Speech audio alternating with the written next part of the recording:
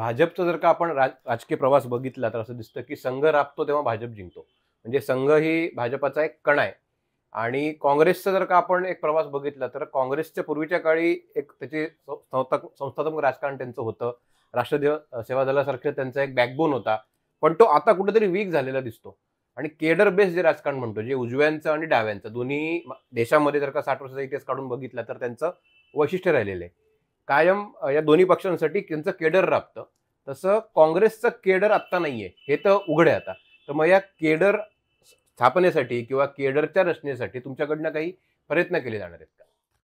जेव्हा जेव्हा या देशामध्ये अफवा पसरवल्या जातात, हं. जेव्हा जेव्हा या देशामध्ये दंगली घडवल्या जातात, जेव्हा जेव्हा या देशामध्ये द्वेष पसरवला जातो, मत्सर पसरवला जातो आणि जेव्हा जेव्हा जो आपल्या देशातली जी सद्भावना आहे ही लयास जाते, तेव्हा तेव्हा भाजप निवडून येते.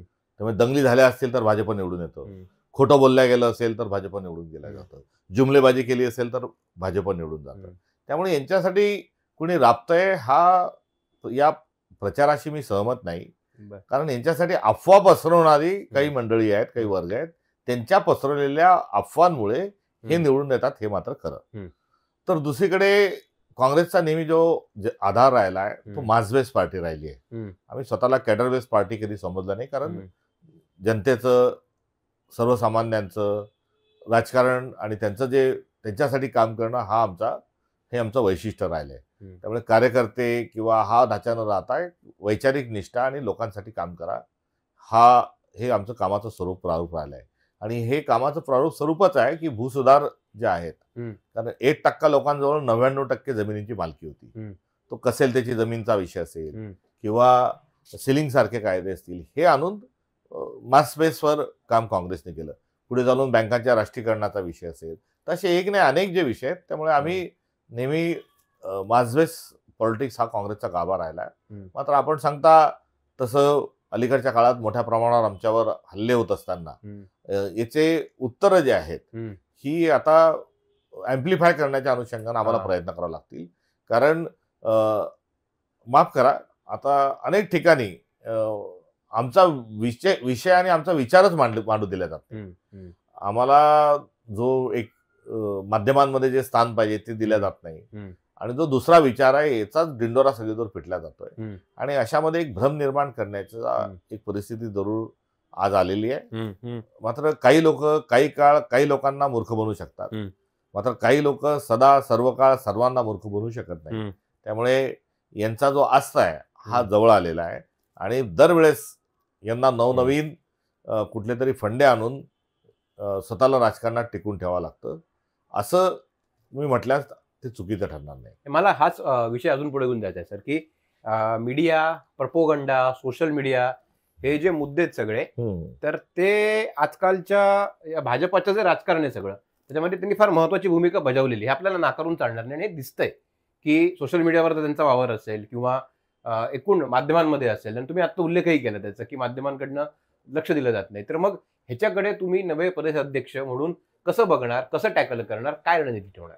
हे काँग्रेस पक्षापुढचंच आव्हान नाही, तर हे एकंदरीत समाजापुढचं असणारच एक आव्हान आहे. कारण आपल्यापर्यंत येत असणारी माहिती खरी किती आणि खोटी किती याचं कोणतंही फिल्टर नाही. आणि अशामध्ये अफवा पसरवणारे, खोटं बोलणारे जे लोक आहेत, यांना पण फार मोठ्या प्रमाणावर यांचा तिथे बोलबाला आहे. आणि हा एकंदरीत जो भारताचा आपला संपूर्ण प्रवास आहे, या प्रवासामध्ये 95% सज्जन आजही आपल्या देशात आहे. म्हणजे आपलं ते सांस्कृतिक भारताचं जे अॅनालिसिस होतं त्यामध्ये असं नेहमी म्हटलं जातं की 95% सज्जन आहेत आणि 5% दुर्जन आहेत.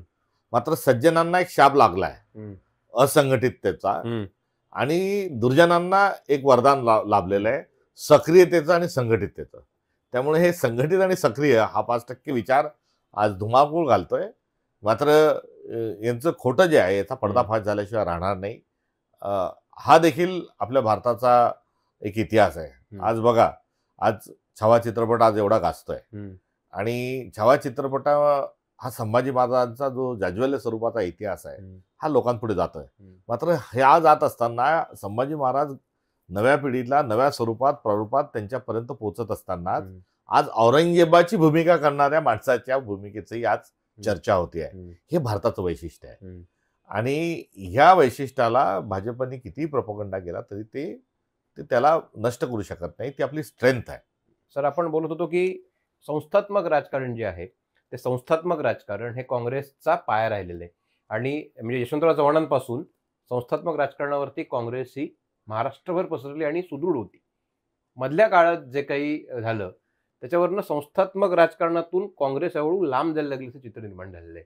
तर मग ह्याच्यावर काय सोल्युशन आहे आणि तुमचं काय ह्याच्याकडे कसं बघता? यामध्ये 75 वर्षामध्ये खूप मोठी प्रगती आपली झाली आहे. खूप ऐतिहासिक स्वरूपाचे क्रांतिकारक बदलही आपण केलेले आहेत आणि हे करत असताना याच काँग्रेसच्या पॉलिसीजमुळे मध्यमवर्गीय मोठ्या प्रमाणावर वाढला आहे. एकीकडे भूमिहीनांना शेती देण्याची वेगवेगळ्या पॉलिसीच्या माध्यमातून जमिनीचा मालक करण्याची प्रक्रिया झाली, सिंचन क्षमता वाढवण्याची प्रक्रिया झाली. आपण नवी अर्थव्यवस्था स्वीकारल्यानंतर एकदम अर्थशास्त्राने जी आपली मोठी उडी घेतली त्यामध्ये मध्यमवर्गीय वाढला.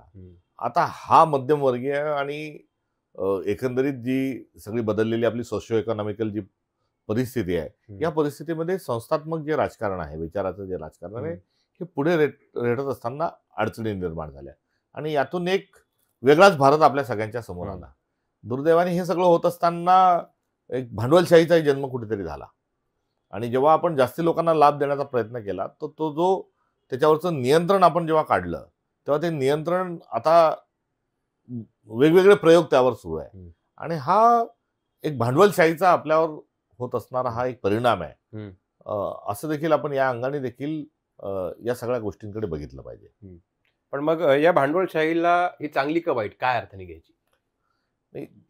दरडोई उत्पन्न वाढवणं, देशामधलं इन्फ्रास्ट्रक्चर वाढवणं, एक रोजगाराचा मोठा एक प्रश्न होता त्या संदर्भामध्ये प्रयत्न करणं, या अंगाने तर ते चांगलंच आहे आणि त्याचे परिणाम हे आहेत की मध्यमवर्गीय मोठ्या प्रमाणावर वाढला. मी आता 50शीतला आहे. माझ्या बालपणी माझ्या घरचं जे वातावरण होतं किंवा समाजातले वातावरण होतं किंवा माझी खेळणी होती किंवा माझ्यासाठी चित्रपटाला जात असतानाची जी काही गंमत होती, आता ह्या सगळ्या गोष्टी आजच्या पिढीच्या जवळ एकदम त्याचा कॉन्ट्रास्ट एक आलेला आहे आणि हा मोठा एक बदल आहे. आता त्यावेळेस माझी मूल्य आणि माझ्यावरचा जो एक प्रभाव होता आणि आजचा या प्रभावाचा विषय जरी सोडला तरी मोठी एक प्रगती आहे आणि या प्रगतीला पचवण्याकरता आपल्याला काही काळ हा द्यावा लागणार आहे.